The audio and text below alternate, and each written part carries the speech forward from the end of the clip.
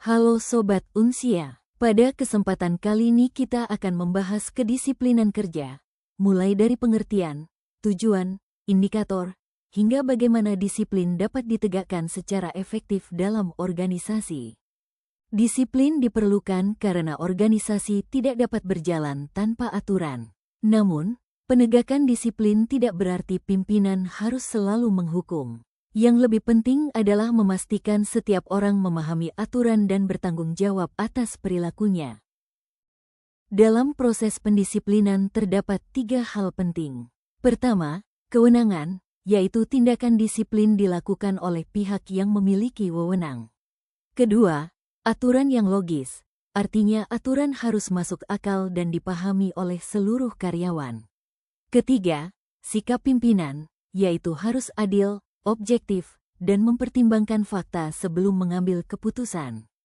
Disiplin kerja tercermin dari sikap, tingkah laku, dan perbuatan yang sesuai dengan peraturan, baik tertulis maupun tidak tertulis.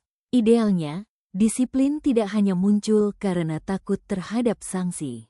Disiplin yang lebih baik adalah ketika karyawan memiliki kesadaran untuk menaati aturan karena memahami tanggung jawabnya. Perlu diperhatikan, disiplin yang diterapkan secara tidak tepat dapat menyebabkan moral kerja rendah, kemarahan, hubungan buruk antara atasan dan bawahan, masalah disiplin yang berulang.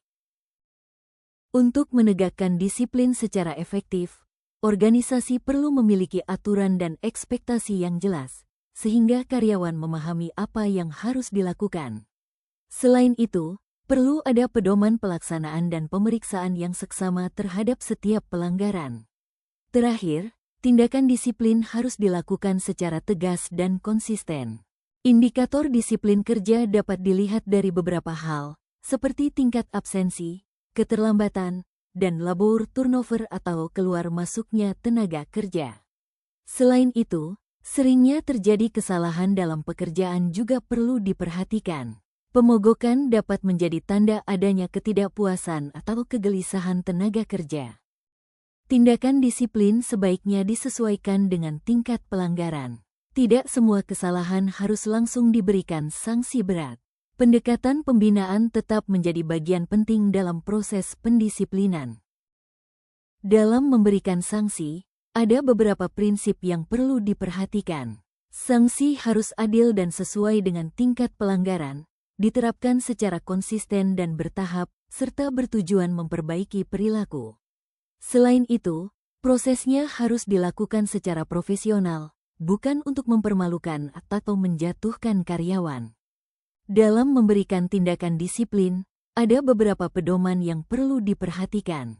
Pendisiplinan sebaiknya dilakukan secara pribadi, bersifat membangun, dan diberikan segera setelah pelanggaran terjadi.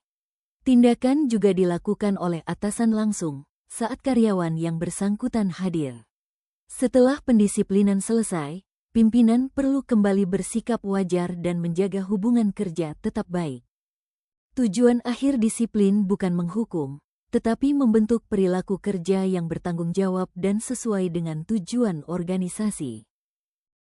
Jadi, disiplin kerja bukan hanya tentang seberapa patuh seseorang terhadap aturan, tetapi juga tentang bagaimana organisasi membangun kesadaran, tanggung jawab, dan perilaku kerja yang mendukung pencapaian tujuan bersama.